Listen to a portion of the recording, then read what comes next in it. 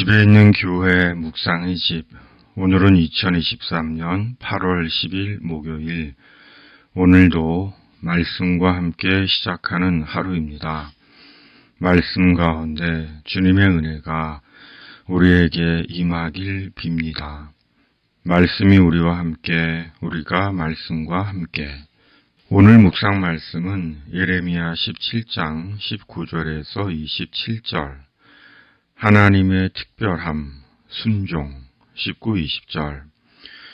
여호와께서 내게 이와 같이 말씀하시되 너는 가서 유다 왕들이 출입하는 평민의 문과 예루살렘 모든 문에 서서 무리에게 이르기를 이 문으로 들어오는 유다 왕들과 유다 모든 백성과 예루살렘 모든 주민인 너희는 여호와의 말씀을 들을지어다. 아멘. 남유다의 왕들은 평민의 문으로 출입을 했습니다. 세번역과 공동번역은 평민의 문을 백성의 문으로 번역합니다. 남유다의 모든 왕들은 백성의 문으로 출입을 한 것입니다. 예루살렘 성에는 많은 문들이 있었습니다. 그리고 문마다 특성이 있었고 역대상 9장 18절에 의하면 왕의 문이 있었습니다. 그러나 남유다의 모든 왕들은 평민의 문, 백성의 문으로 출입을 한 것입니다. 스스로 특권의식을 가진 자들이 있습니다. 스스로 특별하다고 여기고 사람들과 자신을 구분짓는 것입니다. 그럴 수도 있습니다. 자신이 남보다 특별하다고 여길 수도 있습니다. 그것은 자유입니다. 그런데 문제는 스스로 특권의식 속에서 세상적인 모든 좋은 것을 다 누리는 것입니다. 먹고 마시는 것에서부터 생활 전반에 이르기까지 고급스럽고 화려하고 사치스럽게 사는 것입니다. 스스로 특권의식의 부조리를 자행하는 것입니다. 참된 왕, 참된 지도자는 자기를 스스로 구분하지 않습니다. 더욱이 스스로를 구분하며 모든 좋은 것, 고급스러운 것으로 살지 않습니다. 예수님이 그러셨던 것처럼 보통 사람들과 같이 먹고 보통 사람들과 같이 삽니다. 만일 예수님이 예수님의 능력과 이적으로 세상적으로 좋은 것, 고급진 것을 누리려고 하셨다면 예수님은 얼마든지 누리고 누리셨을 것입니다. 그러나 예수님은 단 한 번도 그러지 않으셨습니다. 늘 일반 백성들과 지내셨고 가난하고 힘든 무리들을 살피고 도와주셨습니다. 결코 스스로 특권의식에 사로잡혀 스스로를 높은 위치에 두고 남몰래 온갖 좋은 것과 고급진 것을 누리지 않으셨습니다.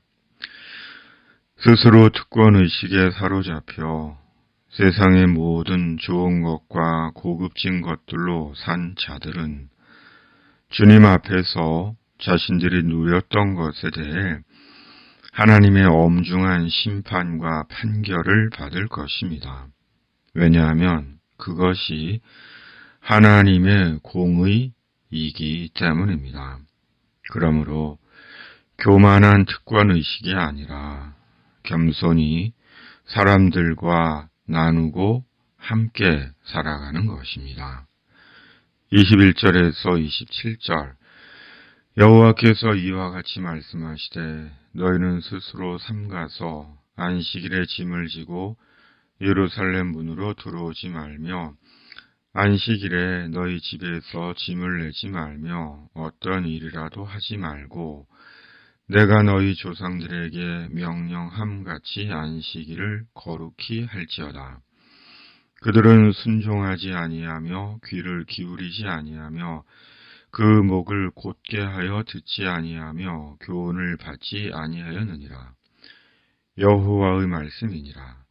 너희가 만일 삼가 나를 순종하여 안식일에 짐을 지고 이 성문으로 들어오지 아니하며 안식일을 거룩히 하여 어떤 일이라도 하지 아니하면 다윗의 왕위에 앉아있는 왕들과 고관들이 병거와 말을 타고 이 성문으로 들어오되 그들과 유다 모든 백성과 예루살렘 주민들이 함께 그리할 것이요 이 성은 영원히 있을 것이며 사람들이 유다 성읍들과 예루살렘의 둘린 곳들과 베냐민 땅과 평지와 산지와 네겝으로부터 와서 번제와 희생과 소제와 유향과 감사 제물을 여호와의 성전에 가져오려니와 그러나 만일 너희가 나를 순종하지 아니하고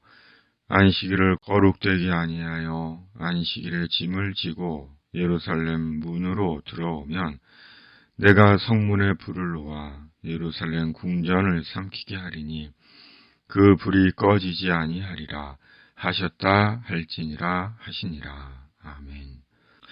남유다 시대 당시 이스라엘은 반드시 안식일을 지켜야 했습니다. 그리고 고대 유목사회였던 이스라엘은 안식일을 지킬 수 있었습니다. 하나님은 지킬 수 없는 것을 강요하신 것이 아닙니다. 오늘날 우리가 말씀대로 안식일을 지킨다는 것은 말씀을 문자적으로 지키는 것이 아닙니다. 치료도 하지 않고 응급수술도 하지 않고 범죄도 방치하고 화재도 끄지 않고 버스 운행도 지하철 운행도 중단하고 나라도 지키지 않고 청소도 하지 않고 밥도 먹지 않는 것이 아닙니다. 말씀을 삶에 적용하는 것입니다. 오늘 말씀대로는 스스로 특권의식에 빠지지 않고 자기만 고급스럽게 사치스럽게 살지 않고 사람들과 더불어 사는 것입니다. 그것이 진짜 하나님께 특별한 것입니다. 하나님은 순종의 사람을 회복하십니다.